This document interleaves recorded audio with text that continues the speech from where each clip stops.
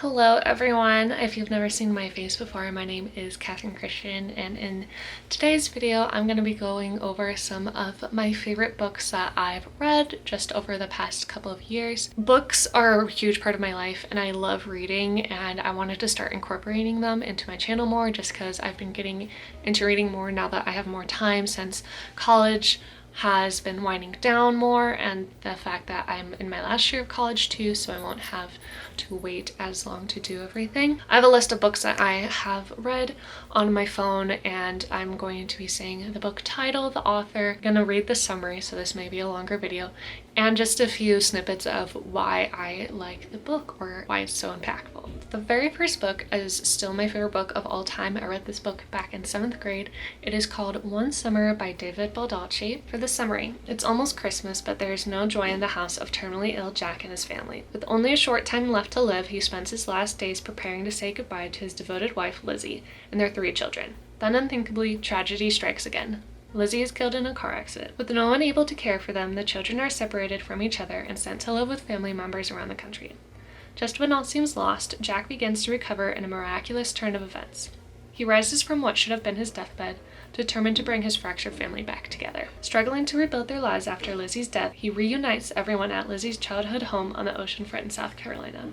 And there, over one unforgettable summer, Jack will begin to learn to love again, and he and his children will learn how to become a family once more. This book, I remember, it was the first time I was reading more of an adult level book, and there was a time about halfway through the book where I could not put it down whatsoever. I had to finish and know what the ending of the story is because it has this weird twist at the end that I was not expecting, especially from a book like this. I do remember that I was getting really close to the ending and I definitely didn't want to put it down, that I skipped dinner to finish the book. That is why it is my favorite book, because I had never had that happen to me ever. The next one is The Book Thief by Markus Zusak. I mentioned this in my last book video. I'll have it in a card. I'll read the summary for this book. It is 1939, Nazi Germany. The country is holding its breath. Death has never been busier and will be busier still. By her brother's graveside, Liesel's life is changed when she picks up a single object, partially hidden in the snow. It is the gravedigger's handbook, left behind there by accident, and it is her first act of book thievery. So begins a love affair with books and words, as Liesel, with the help of her accordion-playing foster father, learns to read. Soon she is stealing books from Nazi book burnings, the mayor's wife's library, wherever there are books to be found.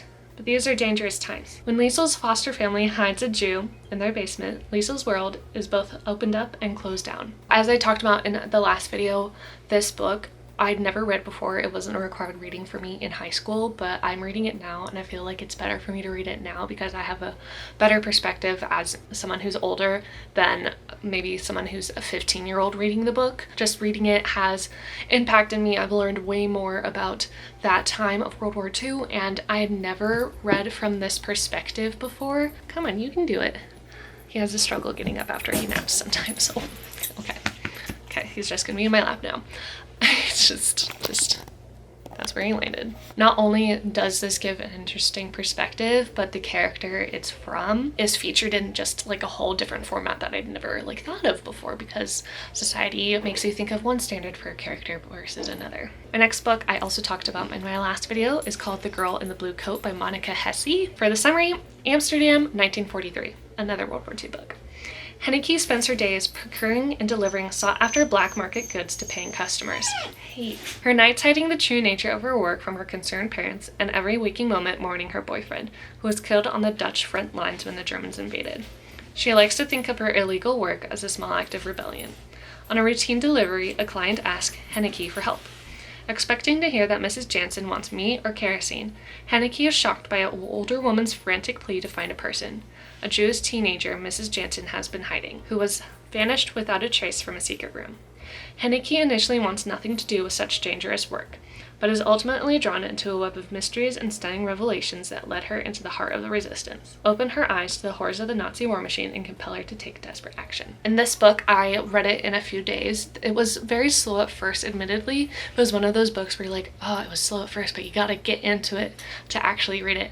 And again, like the last one, I learned more from that area and I'd never learned something about that before, I tend to lean toward books that I learned something from. And this one also has this huge twist at the end, and it's mystery and just so good. Love and Gelato by Jenna Evans Welch. Lena's spending the summer in Tuscany, but she isn't in the mood for Italy's famous sunshine and fairy tale landscape. She's only there because it was her mother's dying wish that she gets to know her father. But what kind of father isn't around for 16 years? All Lena wants to do is go back home. But then she's given a journal that her mom kept when she lived in Italy. Suddenly, Lena's uncovering a magical world of secret romances, art, and hidden bakeries. A world that inspires her, along with the ever-so-charming Ren, to follow in her mother's footsteps and unearth a secret that has been kept for far too long. It's a secret that will change everything she knew about her mother, her father, and even herself. People come to Italy for love and gelato, someone tells her, but sometimes they discover much more. This book has a special connection to me because I was in Italy, so being able to read it and actually know the places that they're talking about and having been to the places they were talking about was really cool. I am a huge fan and always will be a huge fan of YA romance, and it's just like my little spot that I love reading books from.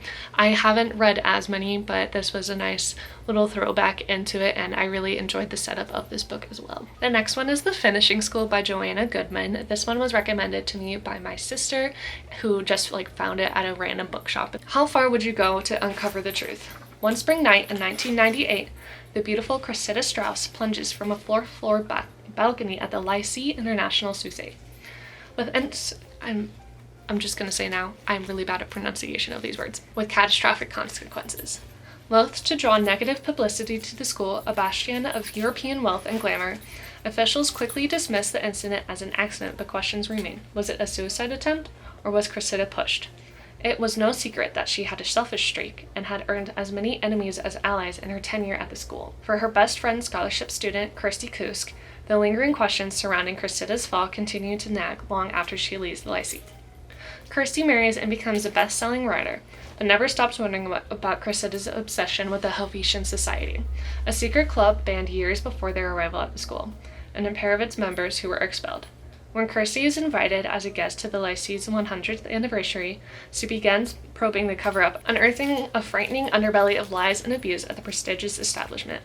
And in one portentous moment, Kirsty makes a decision that will connect her to Cressida forever and raise the stakes dangerously high in her own desire to solve the mystery and redeem her past. So this book was the first book that I read after I did my last video. I just was captivated the whole time. This had twists and turns that I was not expecting for a book like this, and it was really, really good. My next one is Asphalt Trilogy by Mike Mullin.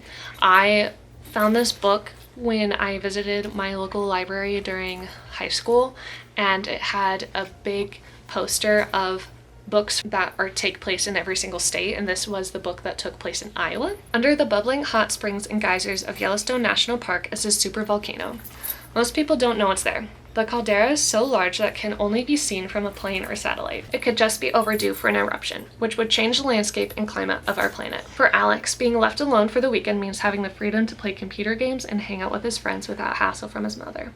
Then the Yellowstone supervolcano erupts, plunging his hometown into a nightmare of darkness, ash, and violence. Alex begins a harrowing trek to search for his family and finds help in Darla, a travel partner he meets along the way.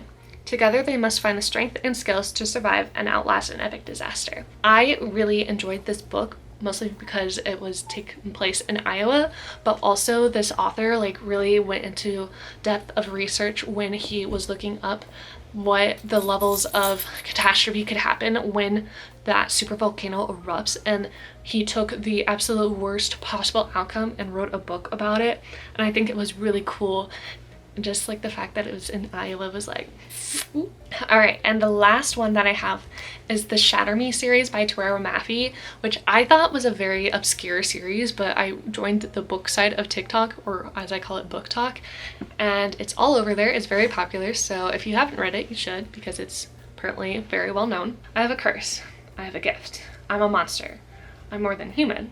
My touch is lethal. My touch is power. I am their weapon. I will fight back. Juliet hasn't touched anyone in exactly 264 days. The last time she did, it was an accident, but the re-establishment locked her up for murder. No one knows why Juliet's touch is fatal. As long as she doesn't hurt anyone else, no one really cares. The world is too busy crumbling to pieces to pay attention to a 17-year-old girl.